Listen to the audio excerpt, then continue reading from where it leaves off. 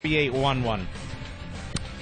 It's Friday, and it's a perfect time to keep our foot on the gas pedal, but to step back and put events in a broader context. You see what's going on with the culture, what goes on in our media,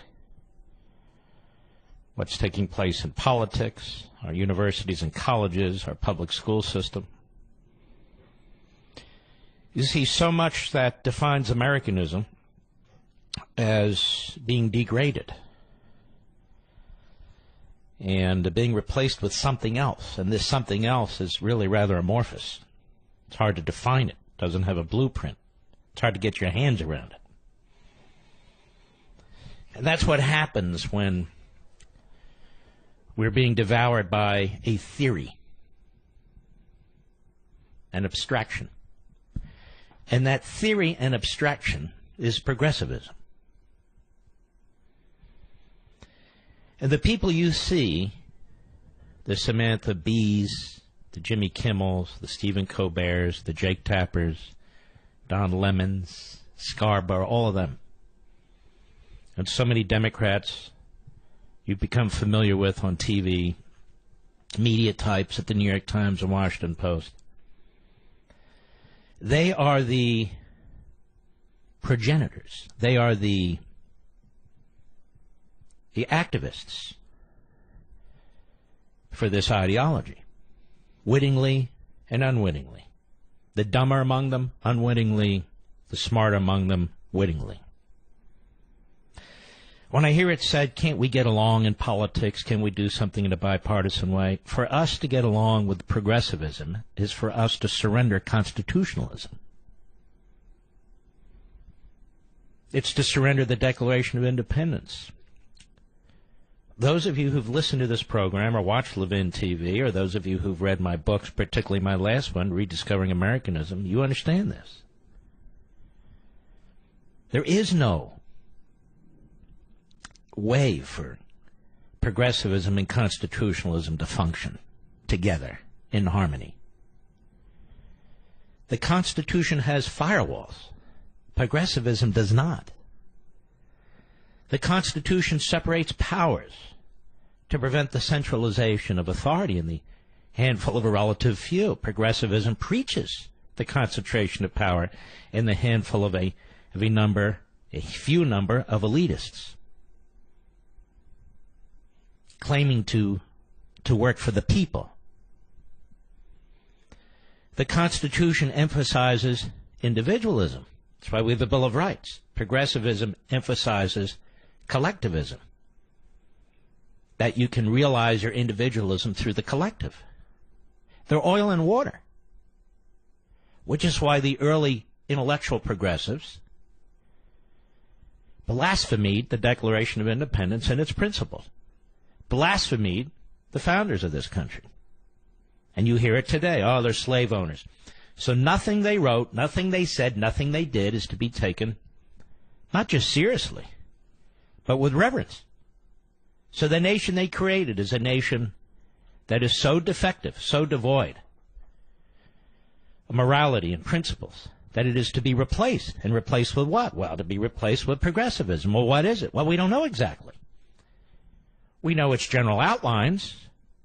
We know that it seeks to fundamentally transform us from a constitutional republic to something else. And that's what's taking place. And that's the so-called resistance, the resistance to constitutional republicanism, the resistance to the principles set forth in the Declaration of Independence and set forth in our governing document, which is the manifestation of our principles in the Declaration, that is the Constitution. And you can see the cultural rot that results from this. Because progressivism has no moorings. What's here today is greater than what was here yesterday. And what's here today is not great enough, because tomorrow we're going to even make it greater. Not you individuals, not entrepreneurs, not people of faith, government. Government's going to do this. And so the more that you embrace our founding principles, the more you're a reactionary, the more you're a right-winger, the more you're this, the more you're that. And we've reached a point now, as I wrote about in Liberty and Tyranny and subsequently, that we have in this country a soft tyranny. You don't see it every day. It's not in your face. There aren't soldiers marching up to your front door. But there are things you cannot do and cannot say. That should be perfectly free to do and perfectly free to say. It happens in our college campuses. It happens in the workplace.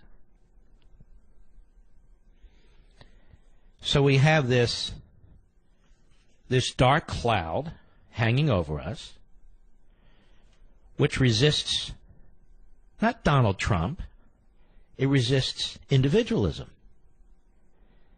It resists constitutionalism. That's why it is so difficult for judicial nominees who pledge to actually uphold the Constitution and the intent of the framers to get confirmed, to get any votes by Democrats. Because once you've reached the point of being a United States Senator and you're a leftist and you're a Democrat, a.k.a. a progressive, which really means a statist, you understand the stakes. Most of the Republicans on Capitol Hill are too ignorant to understand the force that they're up against. So they try to manage it.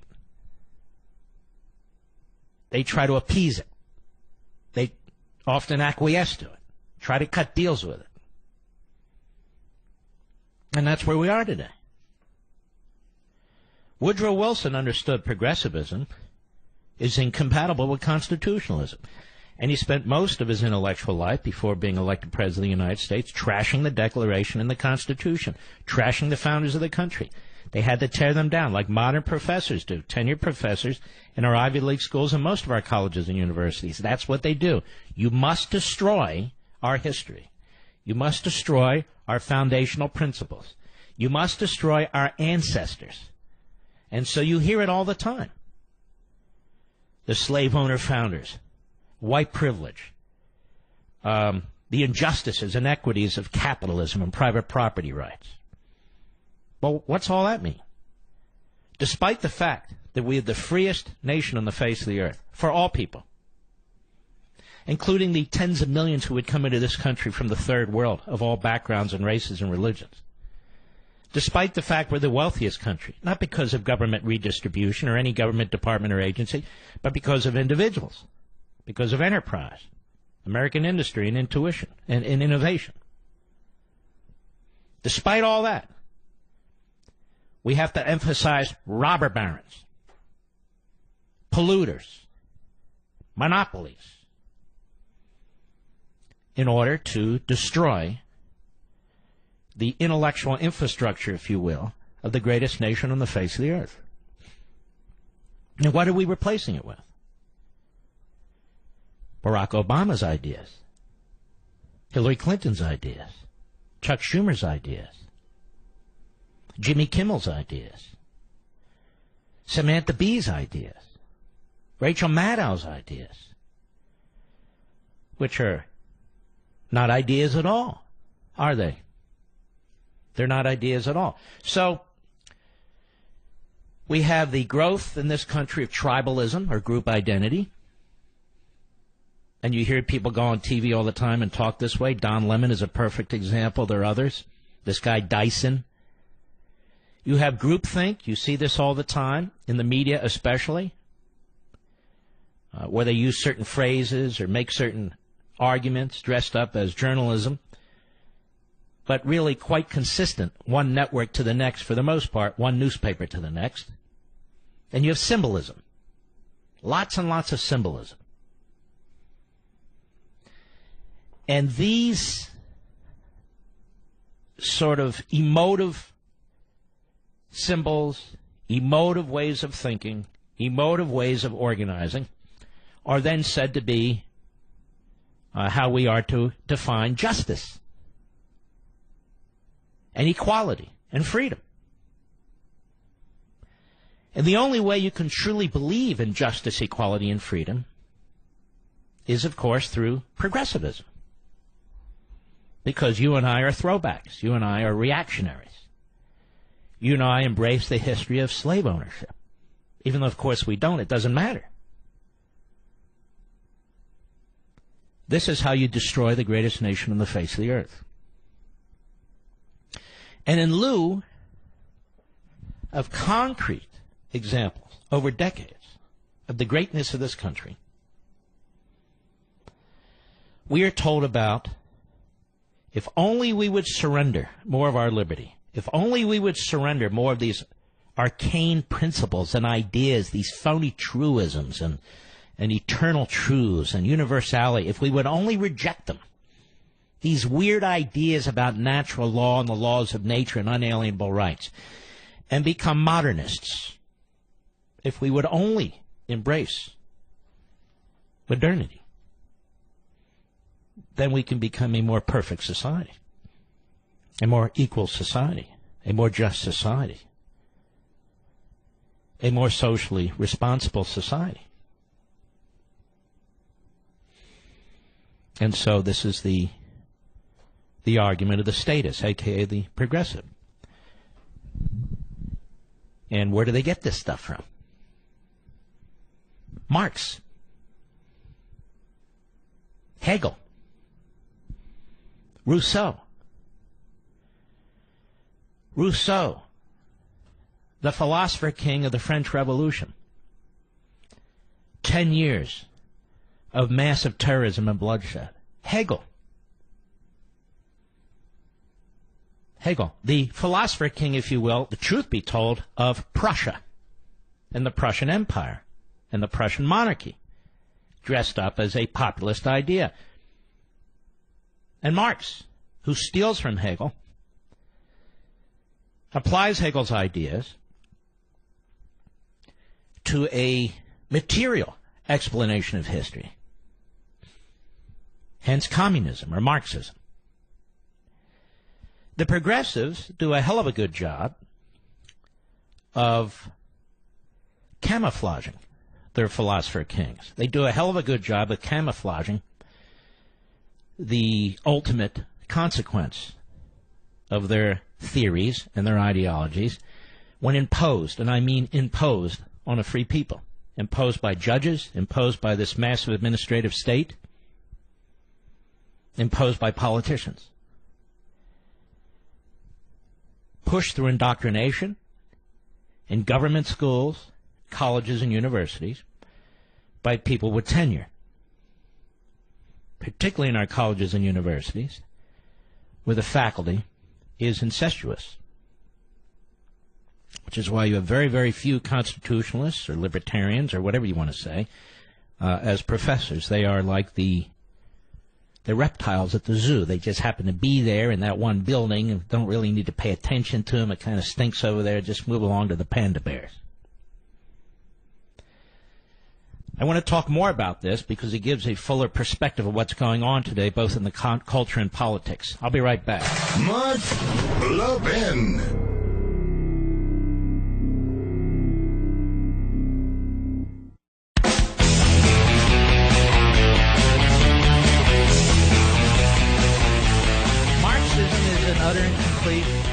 Failure. It's a human disaster. Hegelism, same thing. Rousseauism, same thing.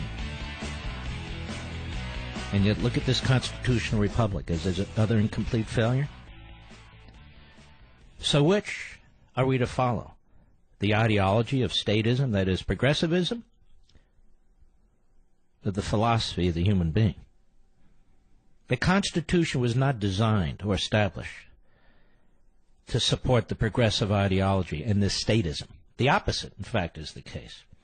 And so they came up with this catchphrase, really Woodrow Wilson coined it in whole or part, of a living and breathing Constitution, which is nothing more than the nullification of the Constitution.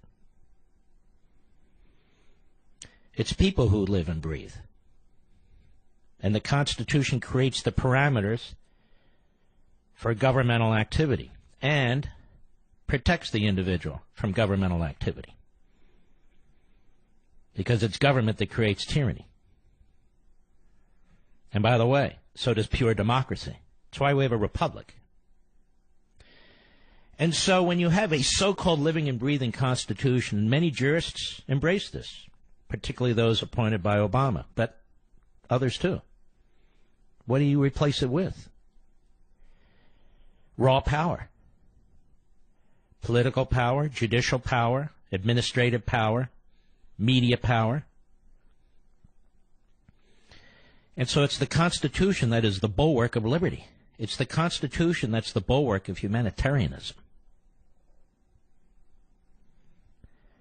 This is why you see the nation unraveling before your eyes. This is why you see institutions of government spying on campaigns, using its various powers in ways that really frustrate you or cause you great concern. This is why you see, on the other hand, the media embracing it, the Democrat Party embracing it, because the Democrat Party is the party of statism. The Democrat Party is a party that is increasingly the party of centralized tyranny. The Democrat Party exists for government, and the government cannot exist without the Democrat Party in its current form. That's a fact. When a Republican like Donald Trump or Ronald Reagan or even Calvin Coolidge is president of the United States, let me explain this. They are in hostile territory. The massive administrative state that they wish to tame or reduce or redirect will resist them. Because that is the governing architecture, the statists and progressives, and I use them interchangeably, and I'll straighten that out later. It is constructed, this Leviathan, for the purpose of being inflexible, for the purpose of growing, for the purpose of being ubiquitous. You see, we can't get to paradise as long as you dare to exercise your individual free will. Only through the collective. I'll be right back.